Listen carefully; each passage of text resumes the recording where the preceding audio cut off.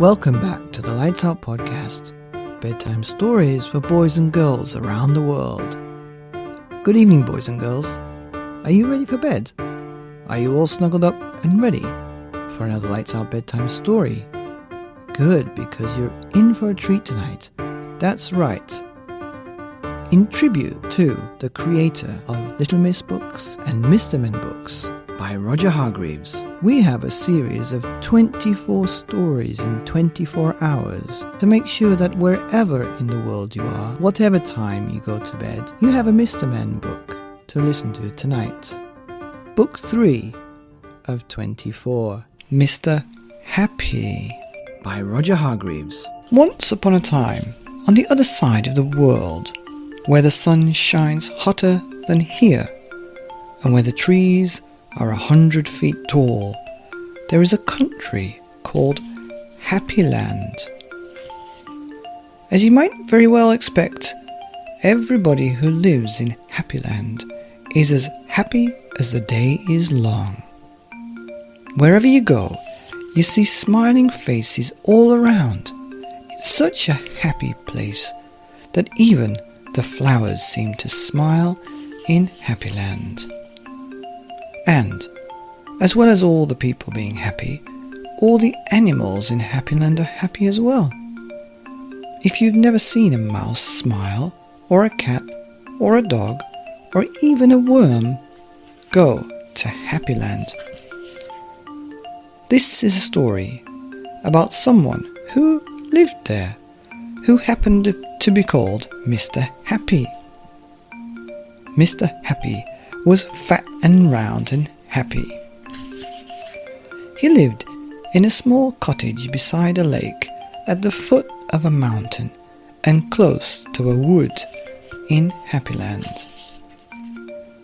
One day, while Mr. Happy was out walking through the tall trees in those woods near his home, he came across something which was really rather extraordinary. There, in the trunk of one of the very tall trees, was a door. Not a very large door, but nevertheless a door.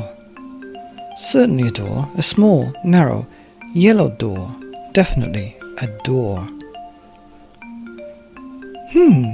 I wonder who lives there, thought Mr. Happy to himself, and he turned the handle of that small, narrow, yellow door. The door wasn't locked, and it swung open quite easily. Just inside the small, narrow, yellow door was a small, narrow, winding staircase leading downwards. Mr. Happy squeezed his rather large body through the rather thin doorway and began to walk down the stairs. The stairs went around and around, and down and down, and around and down and down and around. Eventually, after a long time, Mr. Happy reached the bottom of the staircase. He looked around and saw, there in front of him, another small, narrow door. But this one was red. Mr. Happy knocked at the door. "Who's there?" said a voice, a sad and squeaky sort of voice. "Who's there?" Mr. Happy pushed open the red door slowly, and there, sitting on a stool, was somebody who looked exactly like Mr. Happy, except that he didn't look happy at all. In fact, he looked downright miserable. "Hello," said Mr. Happy. "I'm Mr. Happy." "Oh, are you indeed?" sniffed the person who looked like Mr. Happy but wasn't. "Well, my name is Mr. Miserable, and I'm the most miserable person in the world." "Why are you so miserable?" asked Mr. Happy. "Because I am," replied Mr. Miserable. "How would you like to be happy like me?" asked Mr. Happy. "I'd give anything to be happy," said Mr. Miserable, "but I'm so miserable, I don't think I could ever be happy," he added miserably. Mr. Happy made up his mind quickly. "Follow me," he said. "Where to?" asked Mr. Miserable. "Oh, don't argue," said Mr. Happy, and he went out through the small, narrow, red door.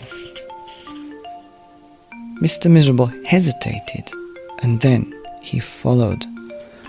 Up and up the winding staircase he went, up and around and around, and up and round and round and up, until they came out into the wood. "Follow me," said Mr. Happy again, and they both set off through the wood back to Mr. Happy's cottage. Mr. Miserable stayed in Mr. Happy's cottage for quite some time, and during that time the most remarkable thing happened.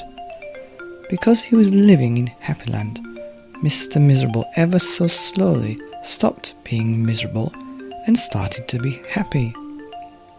His mouth stopped turning down at the corners, and ever so slowly it started turning up at the corners.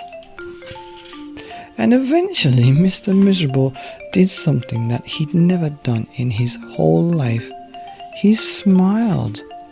Then he chuckled, which turned into a giggle, which became a laugh. A big, booming, hearty, huge, giant, large, enormous laugh. And Mr. Happy was so surprised that he started to laugh as well, and both of them laughed and laughed. They laughed until their sides hurt and their eyes watered. Mr. Miserable and Mr. Happy laughed and laughed and laughed and laughed. They went outside, and still they laughed. And because they were laughing so much, everybody who saw them started laughing as well. Even the birds in the trees started to laugh at the thought of somebody called Mr. Miserable, who just couldn't stop laughing. And that's really the end of the story, except to say that if you ever feel as miserable as Mr. Miserable used to, you know exactly what to do, don't you? Just turn your mouth up at the corners and smile. Go on. The end of Mr. Happy by Roger Hargreaves, here on the Lights Out podcast, bedtime stories for boys and girls and happy people around the world. Good night. Sweet dreams.